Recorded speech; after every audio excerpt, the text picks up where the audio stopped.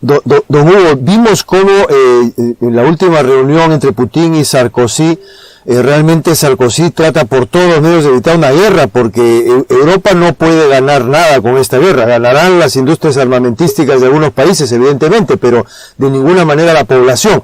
Bueno, vamos a dar la más cordial bienvenida a don Héctor, que ya lo tenemos aquí. Afortunadamente hemos logrado solucionar el problema. Don Héctor, muy buenas tardes, buenas noches ya en Inglaterra. Un gusto tenerlo aquí con nosotros. Don Héctor, bienvenido a Inti Noticias. Por favor, si fuera tan amable, don Héctor, activar su micrófono. Hay que darle al botoncito. ¿Qué tal? ¿Cómo están?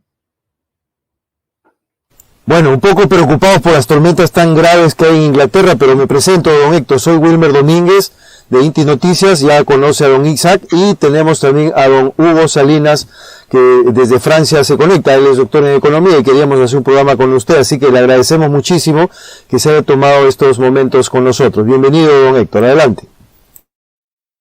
Les decía que solamente unos momentos, porque tengo una entrevista ahora, estoy con otra persona y no voy a poder estar con ustedes mucho tiempo, de manera que solamente podríamos conversar unos minutos, si me permiten. Por supuesto, don Héctor, adelante por favor. Estamos tratando justamente el tema de geopolítica, la influencia que está teniendo este conflicto entre Rusia y Estados Unidos en Ucrania, y cómo esto puede afectar, y de hecho afecta también, no solamente a Europa, por supuesto, sino sobre todo a Perú.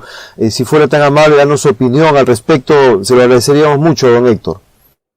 Empecemos por América Latina, ¿no? En realidad, como usted sabe y todos sabemos, en América Latina existe el Comando Sur, que no sabemos por qué hay un Comando Sur, porque existe un comando cuando un país está ocupado o cuando es una provincia de algún imperio, ¿no? El Perú no podía tener un Comando Sur en Chile, pero, por ejemplo, o en Argentina, ni el ejército brasileño podría tener un comando oeste en el Perú. Pero Estados Unidos tiene un comando sur en América Latina. A partir, por supuesto, que sabemos del TIAR y de otros,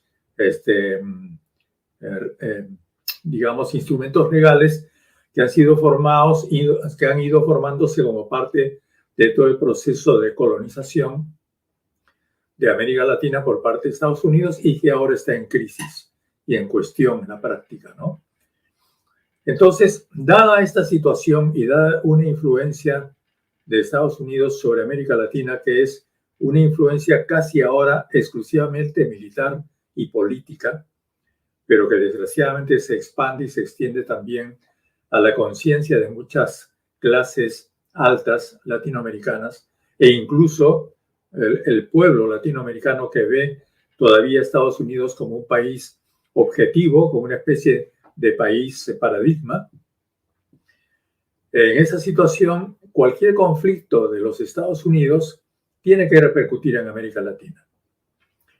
Eso de alguna forma ha pasado con Siria, con Afganistán, con Irak, con Líbano, con Egipto, con Túnez. Pero esos han sido países que no son potencias.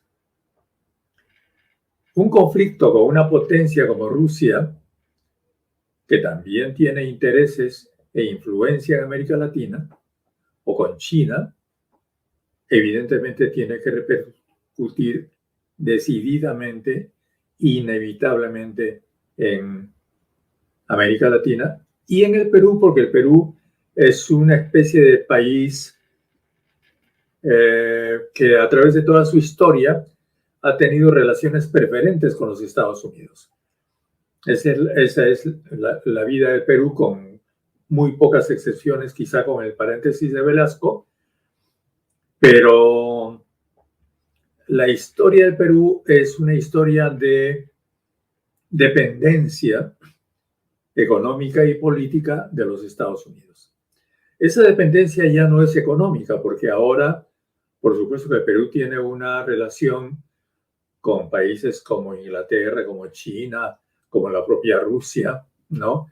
Que son inversores o que son mercados para el Perú. Y por tanto, la influencia económica de Estados Unidos ha bajado muchísimo y su influencia también. Pero la influencia política se mantiene en la medida en que le expliqué, es sobre todo la influencia sobre la conciencia, la conducta y la forma en que las clases dominantes peruanas ven el mundo, ven América Latina y ven el propio país. Y también, por supuesto, una determinante influencia de tipo militar. Y eso tiene que ver con Colombia y con el Perú, especialmente. Entonces hay el peligro de que una situación como la que se está produciendo, de fobia antirrusa, que podríamos llamar incluso histeria antirrusa, de alguna forma desgraciadamente compartida por los países de Europa, de la Unión Europea, puede efectivamente repercutir en el Perú. Ahora, para tener siempre una idea equilibrada de las cosas, también hay que decir que esto ya no es fácil, porque la situación en la relación de Estados Unidos con América Latina ha cambiado. En la medida en que, por ejemplo, no hubiera sido posible antes imaginar que el presidente de un país pequeño, como el señor Bukele, se dé el lujo de decirle a Estados Unidos que se está equivocando si piensa que El Salvador o América Latina son el patio trasero o el patio delantero de los Estados Unidos. O como un presidente como Bolsonaro, que a pesar de haber sido públicamente aconsejado para no viajar a Rusia, ha viajado a Rusia a visitar a Putin.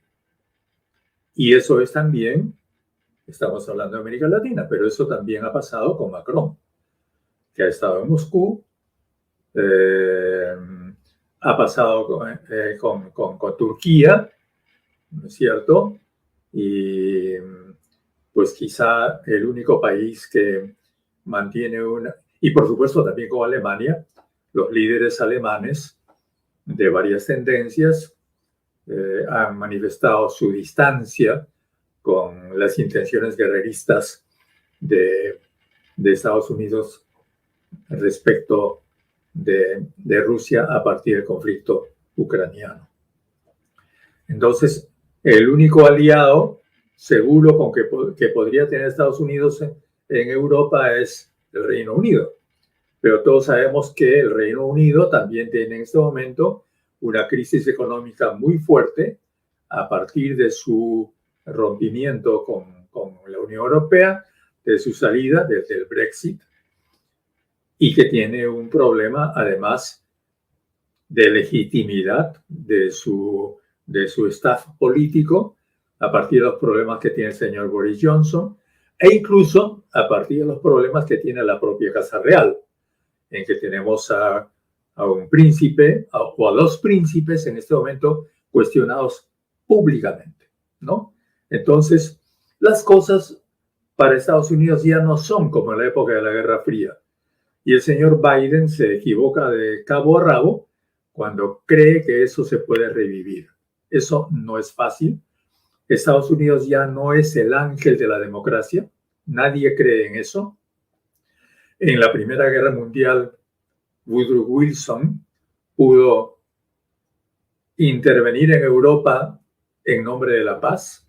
En la Segunda Guerra Mundial, Roosevelt pudo enviar ejércitos a Europa en nombre de la lucha contra el fascismo y contra el nazismo, pero ahora ya nadie cree que las incursiones de los Estados Unidos tienen otro objetivo que mantener el desgastado poder económico y decadente cada vez más poder económico de un país que está endeudado hasta más allá de la estratosfera, que tiene un problema de inflación inmanejable y cuya clase gobernante también atraviesa un enorme problema y gravísimo problema de legitimidad y de eficiencia con una presidencia del señor Biden, que por supuesto todo el mundo sabe que no será reelegido. Y el problema de Estados Unidos es que no tiene líder en este momento. No tiene un conductor, no tiene un dirigente con una capacidad de visión estratégica. Lo único que le queda es Trump como alternativa a Biden. Y todos sabemos lo que Trump significa para el propio Estados Unidos. Y yo creo que el drama que estamos viviendo en el mundo no solamente es el peligro que ojalá no sea inminente de guerra a partir de la limpieza étnica que los ucranianos fascistas quieren hacer con la cultura rusa en parte de Ucrania. No solamente eso, sino que también tenemos todo el problema de una enorme falta, como dije, de legitimidad y de horizonte de la actual dirigencia de Estados Unidos. Todo esto que estamos viendo en realidad es parte de la decadencia. Es parte de un mundo en decadencia que no tiene opciones más que la guerra, que ojalá jamás suceda, frente a un mundo emergente que hoy día está representado por China, por Rusia y por otros países en el mundo, que ya no están dispuestos a obedecer las órdenes de los Estados Unidos ni a seguir el libreto marcado por el Pentágono, por la CIA, por la Casa Blanca o por el Departamento de Estado. Muchas gracias. Le agradecemos, doctor Béjar, muchísimas gracias por su participación en Inti Noticias y esperamos tenerlo pronto nuevamente con nosotros otro día que tenga un poquito más de tiempo, porque don Isaac Villo y don Hugo Salinas querían departir con usted, pero comprendemos sus otros compromisos, así que agradecidísimo por su participación. Sea usted siempre bienvenido, don Héctor, aquí en Inti Noticias. Bueno, muchas gracias a ustedes. Gracias una vez más. Y saludos a Isaac, saludos a todos ustedes. Muy amable, don Héctor. Hasta la próxima. Amigos, ha sido don Héctor Béjar aquí en Inti Noticias, agradecidísimo, y lo tendremos pues pronto en una próxima oportunidad. Gracias.